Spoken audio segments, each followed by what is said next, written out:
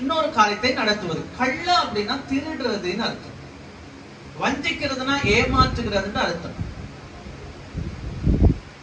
ஏமாற்றுகிறது அர்த்தம். ஏமாற்றுறதுன்னா பொய் சொல்றதுன்னு அர்த்தம். விலங்குனவங்க ஒரு அலையில சொல்லுங்க.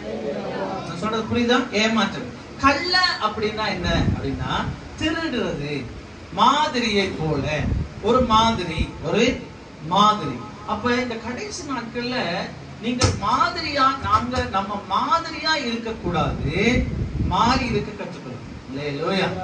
கள்ள தீர்க்கதரிசிகள் மாதிரி இருக்கக்கூடாது. கள்ள கிறிஸ்துகள் மாதிரி இருக்கக்கூடாது. கள்ள கிறிஸ்தவர்கள் மாதிரி இருக்கக்கூடாது.